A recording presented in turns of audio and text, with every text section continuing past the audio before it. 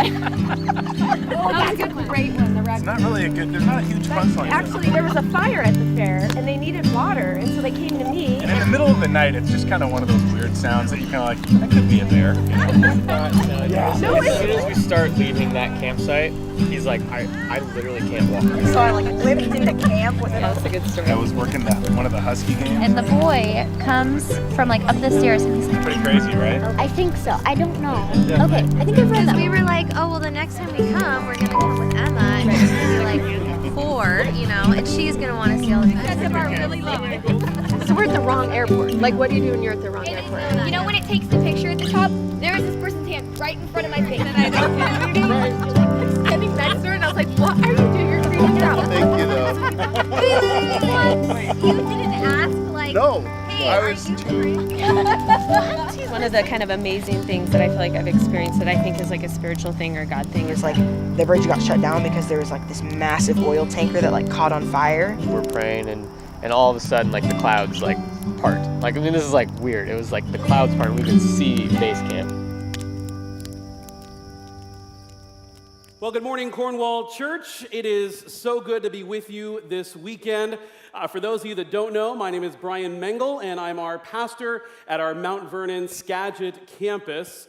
So good morning to you watching on the big screen in Skagit, to those in Boca, online, and certainly to all of you here in Bellingham. A big moment in our lives recently was moving. After being in Mount Vernon for a couple of years, we moved to the house we want to grow old in. And with moving, if you've ever moved in your life, you know it involves packing and purging and then organizing. And then on the other side, organizing and purging and unpacking. And as I was unpacking one of our many miscellaneous boxes, I came across this. Now, at a distance, you can't tell what this is. I'll read it. At the top, it says, "My lifetime goals and dreams." Now, this was an assignment in my 8th grade homeroom class with Mr. Murphy. Now, the assignment was simple, that we as classmates were to sit and think and reflect and forecast what it is we would do in our life's journey. Who we'd become and what we'd do, the places we'd go, the things that we'd see. And then Mr. Murphy said, keep this with you always so that as you accomplish those things, you can mark them off. Well, Cornwall, I'm happy to say I have highlighted numerous things on my list. Go to Disney World, travel to Washington, D.C., get a 4.0 average. Thank you. See the Nutcracker. That was painful. Get a car, stay in touch with friends. Now, there are some things on this list I have yet to mark off, like, let's see, meet the president, have a pet pig. Not sure what I was thinking there.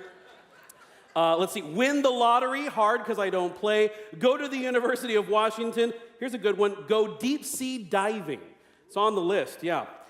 As I was thinking about this and reading this over, I thought it's funny that in our adolescence, we dream and see our future one way, when God may have a completely different plan for each of us to embark. And when life doesn't play out the way we planned, there are a couple of ways we can respond. We can get bitter and disillusioned. We can turn to a different escape to numb that disappointment. Or somehow, some way, we can find ourselves closer to God through that experience. And that is the case for today's story worth telling. 13 chapters chronicle the life of a teenage shepherd boy from a big family who likely had simple goals on his bucket list, but God intercepted for him to accomplish far greater than he ever could have dreamed. Now, for the sake of time, I am going to fly over Joseph's story because it's long and it's detailed. It has more twists and turns than a reality show. So I'm going to go through for you, and it begins in Genesis 27. Genesis 27 begins by setting the scene that Jacob and his family live in the land of Canaan. Joseph is 17 and he's a shepherd, and things aren't all cheery around the dinner table. The elephant isn't just in the room, the elephant is on the dining room table. Joseph is the 11th of 12 sons, and he is Jacob's favorite. And he isn't shy about sharing this fact. Genesis 27 says this: "Now Israel loved Joseph more than any of his other sons because he had been born to him in his old age. And he made him an ornate robe for him. Now pause the story. This is not just any other coat. It was colorful, it was ornate, it was a robe, it was unique. So unique that it caused heads to turn. And for those that saw him to know that's Jacob's favorite. Now, I had to pull a few strings. Don't ask me how I did it. But I was able to secure Joseph's original coat. Yes. Now, I was told to try this on in rehearsal, and I didn't. So I'm sure this is going to go really, really well. Okay, yeah. Yes, thank you. Joseph was apparently a little taller and thinner than I, but anyway. Now, you know that feeling you're having right now, that feeling of jealousy. That is the feeling that the brothers had.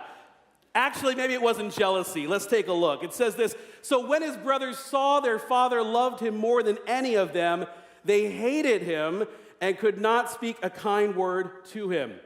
So you've got Joseph's number one status, this beautiful coat, and now adding insult to injury, we see this. Joseph had a dream. And when he told it to his brothers, they hated him all the more. We're going to create a quick biography of Joseph. And number one is Joseph was a dreamer. Joseph was a dreamer. In fact, it's one of the great elements of his story. He dreamt himself, and he had the ability to interpret the dreams of others. He said this to them. He said, "Listen to this dream I had. We were binding sheaves of grain out in the field when suddenly my sheaf rose and stood upright, while your sheaves gathered around mine and bowed down to it." But wait, it gets better. He goes on. He says this: "Then he had another dream, and he told it to his brothers. 'Listen,' he said, 'I had another dream, and this time the sun and moon and 11 stars were bowing down to me.'" Now, these dreams would be predictive of what was to come, but at the time, these 11 brothers wanted nothing to do with what Joseph had been sharing with them. So they create a plan. At first, the plan was, let's kill Joseph. We'll blame it on a ferocious animal. But then Judah had a realization: we can get rid of Joseph and profit from it. We see this in Genesis. It says, "Come, let's sell him to the Ishmaelites and not lay our hands on him. After all, he is our brother and our own flesh and blood." His brothers agreed. It's nice. So when the Midianite merchants came by, his brothers pulled Joseph up from the cistern and sold him for 20 shekels of silver to the Ishmaelites, who took him to Egypt. Okay, so just stop for a moment. Put yourself in Joseph's shoes. You're 17, you're the favored son of the family. Your father's chosen you to be head of the family and given you a beautiful coat to symbolize that fact. And then in a blip of time, it's all gone. You're stripped of your coat, you're betrayed by those that love you, you're separated from your father, and you're sold off for less than $100. Joseph now a slave. Joseph becomes a slave. And as Joseph is carted off, the brothers return home to tell Jacob the bad news. P.S. They go with the ferocious animal story. And while Jacob is mourning, the Ishmaelites sell off Joseph again in Egypt to Potiphar, the captain of the guard. And there, despite the situation, Joseph will prosper. Make a mental note of that. We'll pick up on it later. We see this at Potiphar's house. Joseph found favor in Potiphar's eyes, and became his attendant. Potiphar put him in charge of his household, and he entrusted to his care everything he owned. From the time he put him in charge of his household and all that he owned, the Lord blessed the household of the Egyptian because of Joseph. Things seem to be turning around. From a slave to a house manager, God's blessings are abundant. But then he gets into some trouble. It says this: Joseph was well built and handsome. And after a while, his master's wife took notice of Joseph and said, "Come to bed with me." Suddenly, this young man in his 20s is presented with temptation. But Joseph remained above reproach. Joseph remains above reproach. He took seriously what Paul would later write to the Corinthians: to flee or to run away from sexual immorality. He was above reproach. But it goes on to say this: my master has withheld nothing from me except you. Joseph talking to her, because you are his wife. How then could I do such a wicked thing and sin against God? And though she spoke to Joseph day after day, he refused to go to bed with her or even be with her. But Potiphar's wife was persistent. It says this: one day he went into the house to attend to his duties, and none of the household servants was inside. She caught him by his cloak and said, "Come to bed with me." But he left the cloak in her hand and ran out of the house. While doing the right thing, he could not escape yet another setback. And when his master, it goes on, when his master heard the story, his wife told him, saying, "This is how your slave treated me." He burned with anger. And Joseph's master took him and put him in the prison, the place where the king's prisoners were confined. So now we add to his biography, his resume, that Joseph was a prisoner. But while in prison, he would find favor in the eyes of the warden, and Joseph was given responsibility even in prison. The Bible says the warden paid no attention to anything under Joseph's care. So while in prison, Joseph would demonstrate his ability as an interpreter. This would be his ticket out of prison, in fact. Sometime later, we see the story continue, and Pharaoh upstairs has a problem. It says Pharaoh was angry with his two officials, the chief cupbearer and the chief baker, and put them into custody in the house of the captain of the guard in the same prison where Joseph was confined. Now, each of these former royal employees had a dream that same night that they were put into prison, and the next morning, Joseph interprets both. Now, for the baker, not great news. In fact, you can read verse 19 for the all too detailed details. But for the cupbearer, it was good news. It was great news. In fact, his job would be restored. And Joseph had one request for this piece of good news that he shared. He says this: "Remember me and show me kindness. Mention me to Pharaoh and get me out of this prison." Seems like a reasonable request. But the chief cupbearer, however, did not remember Joseph. He forgot him. And 2 years would pass. 2 years. But Joseph was not alone. He was not forgotten. God did not stop writing his story. It's then that Pharaoh has a set of dreams as well that don't make sense to him, and his magicians and his wise men, they can't help. And just then the cupbearer is reminded of a one-time cellmate who happens to have an ability to interpret dreams. Pharaoh sends for him, and Joseph, in front of Pharaoh, says this boldly: "I cannot do it, interpret your dreams, but God will give Pharaoh the answer he desires." And he did. The dream forecast 7 good years, then 7 years of famine, and the need for someone to take point of it all. And Pharaoh says to Joseph this: "Since God has made all of this known to you, there is no one so discerning and wise as you. You shall be in charge of my palace, and all my people are to submit to your orders. Only with respect to the throne will I be greater than you." So Pharaoh said to Joseph, "I hereby put you in charge of the whole land of Egypt." Joseph, now an overseer, second in command. That famine he forecast about, it would happen. It would drive Joseph's brothers to Egypt for food, and they would not recognize him. The last time they saw him, he was being sold off as a slave. So for someone who had every reason then for retribution, with his brothers in front, Joseph was compassionate.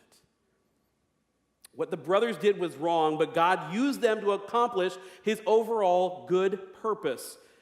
Joseph revealed his identity without any retaliation, realizing that God had used the famine for reconciliation. Joseph forgave his brothers, realizing God was up to something bigger.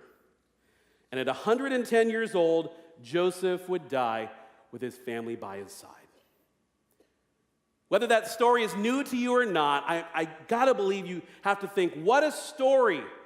What a life he lived. What a roller coaster of events. And it might even be easy to think Joseph the victim, of this story. But I would offer that early on, Joseph realized that God was ultimately in control of things, all things. Because the truth is, God is never surprised by our circumstances. God's never surprised by our circumstances. What happens does not catch God off guard. In the orchestra of life, God is the composer and the conductor. He's the builder of the boat and the captain of the ship. And with the foreknowledge of what's to come in your life, God stands at the ready to stand by your side. Consider the fact that despite all of these different circumstances, God protected Joseph. He protected him. He kept him safe. While it might seem like Joseph was the star of this ultimate tragedy, a change in our perspective would say that God placed everything where it needed to be, when it needed to be there. At the exact moment that Joseph would interact with people and situations. Unknowing accomplices helping accomplish the purpose of a sovereign God. The intervention of Reuben, Judah's idea to sell off Joseph and not kill him, the appearance of the Ishmaelite traders. What if they hadn't been coming over the hill at that moment? What if Judah hadn't suggested, let's not kill him? God orchestrated protection. And in 2018, God orchestrates protection for us. Because it's an innate need that each of us has. The need to feel protected. The need for us to feel safe. To have an assurance that we are covered. Even when things seem to be out of control. I've been here on this platform a couple of times. And by now you know there's a certain park in Southern California that I'm fancy for. This is a new attraction at that park. It's called the Incredicoaster. It's a reimagined roller coaster. And what I understand about it is accelerates riders from 0 to 55 miles per hour in 4 seconds. And what follows are twists and turns and drops and tunnels, but riders need not worry. There are these amazing restraints that come down and hold you tight so that you can enjoy the ride knowing your protection is covered. Life is a lot like the Incredicoaster. You don't know when and where drops and turns will be, but you know they're inevitable. And you can be assured God has got you covered. It's a promissory statement made over and over in Scripture. We see it in Joshua 1:9. Have I not commanded you, be strong and courageous? Do not be frightened, do not be dismayed, for the Lord your God is with you. In Isaiah, he says this, fear not, for I am with you. Be not dismayed, for I am your God. I will strengthen you. I'll help you. I'll uphold you with my righteous right hand. And in Deuteronomy, it says this, be strong and courageous. Do not fear or be in dread, for it is the Lord your God who goes with you. A common word, it's with. God is saying, I'm proximate to you. Just as God protected Joseph, his protection of us is always right there.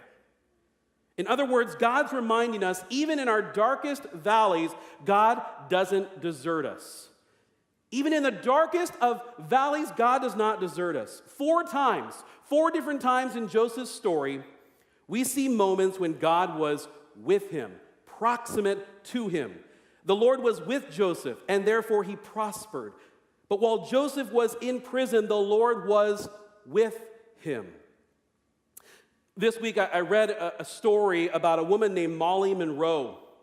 In the span of just a couple of years, she would lose her mother, her husband, and her son. Her friends who would come alongside her would ask, how could you find the strength to go on? How can you be courageous? And where is God in the midst of your circumstances? She replied with this quote. She said, the treasures that I have discovered most about God were in the midst of the darkness of moments. I discovered God in the darkness of moments. Sure, she had moments of anger and confusion and frustration and sadness at God and with God, because it wasn't in her plan to lose her entire family. And yet at the same time, the unwavering truth is this, that God had not deserted her. Maybe, in fact, quite the opposite. He was closer than ever before. Even in the darkest valley, Molly trusted God was with her. Now, sometimes it's hard to remember that in our low moments of life. But God is at work in the midst of the details in accomplishing good purposes. Knowing that God's storyline is unfolding, even in bleak and confusing times, allows us to live freely as Christ followers, without fear. It's the reason that David could write this. He says, even though I walk through the valley of the shadow of death, I will fear no evil, because why? You are with me. Your rod and your staff, they comfort me. This simple word affirms to us that God was with Joseph, he's with Molly, and he's with us. It's an affirmation of Emmanuel is true, God with us. So perhaps it's a bigger idea. Since God knows what our life will entail, maybe God's more interested in our response. In our response, in how we react when we're put in those tough situations. Situations true of Joseph and of us today. Times when you're minding your own business and you're thrown into a pit. Or maybe a modern day example, when you're thrown under the bus. Or maybe when you interpret a dream, or today you do someone a favor and that person forgets. Or maybe when you have someone you love betray you and forget. Or maybe when you're wrongfully accused and you face the consequences anyway. In those real life situations, what do you do? How do you react? The circumstances of Joseph's life were not by coincidence. One commentator even suggests that God could have propelled Joseph from 17 all the way to second in command, but he didn't. Instead, he used life events to prepare Joseph. God prepared Joseph for what was coming. Many people became instrumental in his character formation and his leadership preparation. Consider that for Joseph, every interaction taught him about people. How to treat people, how to love people, how to forgive people, how to trust people, and how not to put hope in people, because people will let us down. Remember the cupbearer? Every promotion taught him about leadership, how to manage, how to organize, how to lead with humility. Joseph would be an amazing Global Leadership Summit speaker. Every lonely moment taught him about reliance, how in quiet moments of our lives, when it's just you and God, you still have to lean in and listen closely. Every setback taught him about resilience and built his faith. Just because you're going through trials in your life does not mean God isn't blessing you. Hear that. You might not see him moving right now, but trust him, he's there. It's this idea that you're down, but you're not out. You've probably heard that. Maybe you've been on a sports team. You're down, but you're not out. This was the case on September 27th, 2011. This was the scene, the LA Dodgers and the Arizona Diamondbacks. Quite the nail biter. The Diamondbacks down 6-1. 2 outs, 2 strikes, bases empty, bottom of the 10th. Then one batter walked in, another batter walked in. Suddenly the base is loaded, and it's 6-3. And Ryan Roberts steps to the plate. First pitch, left field, bleachers, gone. Grand slam. The Diamondbacks win it 7-6. This is the scene as he runs home. They were down, but they weren't out. You might be down in the count, but God is faithful in pitching you situations so that you can hit a home run for his glory, his purpose, and for your story. Paul realized this. It's why he would write this in 2 Corinthians. We are hard-pressed on every side, but we're not crushed.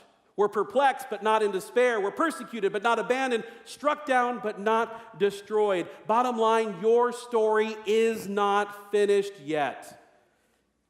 But the materializing of what God has for you can only be discovered through the persevering through the trials of your life. And it might be difficult, more than might. It is difficult in the moment to see that suffering is temporary. but it is. Can you imagine if Joseph had thrown in the towel when it was full count and the bases were loaded? You see, God is very serious about preparation. He uses people and places and situations to get us ready for what is next. And in Joseph's case, it was a promotion. God promoted Joseph. He promoted him first within his family, then within Potiphar's estate, then under Pharaoh's rule. A promotion that happened just at the right time. It would save thousands of people. A teenager who shepherded sheep would become a shepherd to thousands. And in every promotion, in every instance, Joseph would rise and meet the occasion. Luke 16:10 says, whoever can be trusted with very little can be trusted with much. The trials you're going through and do go through and have gone through test and challenge us to trust God, to see him in desperate situations, and to equip you for what is coming. It's why Joseph told Pharaoh, I can't do what you're asking me to do, but God can. Joseph would make God the hero. I suspect that if there was a talk show in heaven, Joseph would be a great interview, a rags to riches story, how a teenager rose to second in command under Pharaoh. And I suspect early in the interview, he would say something like, well, let me tell you, it sure wasn't easy. The ups and the downs, and the triumphs and the disappointments, the wins, the failures. And then I wonder if he'd say something to the effect of a reminder that God works all things together for good. Every moment, every interaction, every night in prison, every dream, God was working together things for good, albeit it was not easy. But no one said following after Christ is easy. And Paul knew that firsthand. It's why he would write it down so that thousands of years later, the church would be mindful. In Romans 8, it says this, we know that all things work together for good to those who love God. What a battle cry for the church. We know is stronger here than believe and affirm and trust.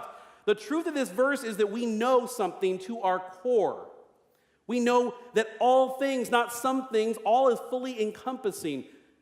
Nothing gets past God. Everything that is in his purview. So we know that all things are worked together for good because he's a good father that wants good for those who love him. God's in your corner, and he orchestrates all things together for a single purpose, for good. Granted, that's easier to say and believe when we're riding the wave of good, but maybe even more critical to say and believe when we're alone and walking in the valley. I stand in front of you and I still don't know why my father-in-law lost his life to cancer in April. A man who had touched so many and chased after Christ so passionately. And it's often that Shauna and I will sit and have tear-filled moments and ask, why? And God's response to me in quiet moments is the same each and every time. He says, Brian, I've got Steve. And Brian, I've still got you. So maybe this side of heaven, I don't get to know the purpose for good in Steve's passing. But I get to trust and believe that despite trials and speed bumps and red lights along the way, even then and even there, God is working all things together for my good. So what do we take away from Joseph's journey? I think a couple of things. Knowing, one, that God protects us. Understanding that God is always preparing us so that he can promote us for whatever's next. The truth is, God will accomplish far more than we could ever imagine when we allow his plans to supersede our plans. When we give up our 8th grade assignment bucket list for what God has planned instead. Our brain capacity, it's limited. God's is not. In our finite thinking, we look and see and formulate plans that we think would be great. But God is infinite, and so that means he can think far greater and has a special plan for each one of us far better than you could ever imagine. You know that spare room in your home, the one that's intended for guests? What if God has it planned for you to use that room in the home he's provided you for someone looking for a place to go, that needs to get away, a safe spot? Whatever you do for a living, is that it? Or is it possible that God has up his sleeve for you to use the skills you've acquired and the lessons you've learned to pack up and go? We have someone, a couple, even in this church, that's doing just that. Cornwall attenders Chris and Katie Henry have recently felt led to leave home, literally pack up and go to San Pedro, Belize. And I know Chris is here. I hope that, are you both here today? Yes. I asked Chris the question that maybe everyone's asking Chris. Why? He wrote back so much good. He explains part and says this: we've given up the homes and the cars. We've opened our door to those in need, told them freely to take from our home what they want. And if God can do what he's done with a cast of misfits like the disciples and Abraham and Paul and prostitutes and tax collectors, that gives me hope. Hope that God can take a broken vessel like me and carry water to those who are thirsty. I followed up the question. I said, so what will you be doing? What is God calling you to do? His answer, I don't 100% know what I'm supposed to do there. I love that. I know I'm supposed to be there. I know my wife's skills as a nurse are needed. My skills in building are needed. God has people from Cornwall, North Carolina, and so many other places knitting together one of the most beautiful tapestries, and I can't begin to imagine how magnificent the final product will be. It will likely involve building homes in a poor area that Katie and I visited where our hearts were struck for. God has brought together so many people from my past with people in the present to do something amazing. But I have no idea what's going to transpire when I get there. But I'm open to what God has in store. God has a special plan for Chris and Katie. He had a special plan for Joseph, and he has a special plan for your life as well. Several years ago, when Shauna and I were at a life transition point, deciding what God had for us next, I heard this song on the radio, and the chorus says this: let me dream for you. I am strong when you're weak, and I'll carry you. So let go of your plan, take hold of my hand, and I'll show you what I can do when I dream for you. I mean, don't you believe that God can outdream you? I mean, just ask Mary, mother of Jesus, if raising the Son of God was part of her plan. Or if David, the harp-playing shepherd, if becoming king was on his bucket list. God has different plans in mind. Maybe closer to home, right here at Cornwall. Ask Pastor Michael about serving in refineries before being called as our children's pastor. Or ask Kip about being an Army colonel for years and years before being called into the pastoral ministry. Ask Pastor Jeff about serving as vice president of a local paper company, the opportunity to be partner of this company, and then being called to serve as our executive pastor. Ask Pastor Mike about being an industrial engineer before being called as our go and be pastor. Or talk to me about being a radio DJ for over a decade before being called to be a pastor. What might we as Christ followers look like if we took on that mentality? If we said this: God, I know the roller coaster is going to be bumpy at times, and I don't really know what this track looks like, but I know you've got me safe and secure, so my hands are going up, and I'm going to enjoy the ride. So here's the challenge. The Joseph challenge for you is asking yourself, how is God calling you up for his service? How is God calling you up for his service? What is it that God might have in store for you? What has he prepared you to do? And maybe that's at work, in your neighborhood, here at Cornwall, or maybe like the Henrys, it's somewhere around the world. And then, when you've identified it, are you ready to say yes? Are you ready for a great adventure? And when you are, follow Joseph's model. It's simple. Trust and wait, listen and go. Trust that God has got you. He's your restraints. He's your protection. He'll keep you safe.